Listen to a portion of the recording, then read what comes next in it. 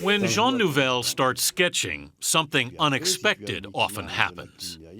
I like to play with architecture. It's my favorite game.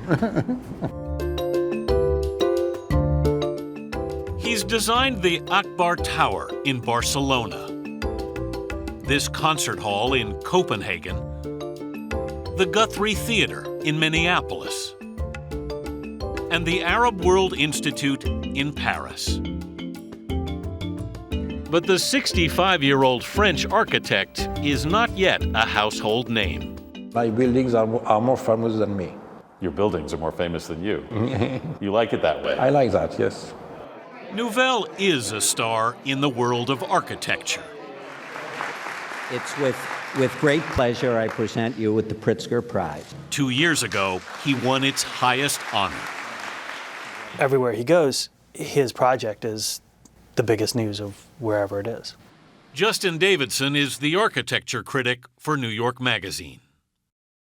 He creates buildings that have a personality and have a real presence in a place. And they're not timid. Jean Nouvel grew up in southern France, a child of 2 high school teachers. What did they teach? They teach geography, they teach English. You cannot see that. They wanted him to be a scientist. He wanted to be an artist. You went to your parents and said, I'm going to be a painter, and they said, No. No way. No way. So he used his artistic talents to imagine buildings. Now, he's about to make his mark on America's biggest stage, designing 2 major structures in New York City. Was it important for you to make a statement in New York? Of course, for an architect to build in Manhattan is a kind of dream.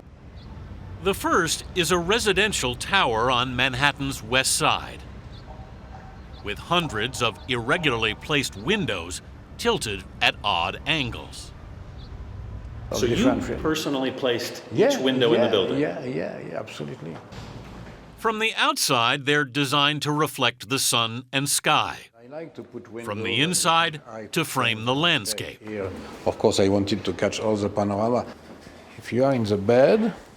In this bedroom, he positioned a window so it could perfectly frame the Empire State Building. It's like a guardian during the night. Nouvel's other New York project is a building that could rival the Empire State Building. A soaring skyscraper that one critic said promised to be the most exhilarating addition to the skyline in a generation.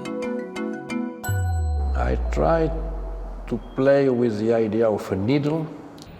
The tower would be built on a tiny lot next to the Museum of Modern Art.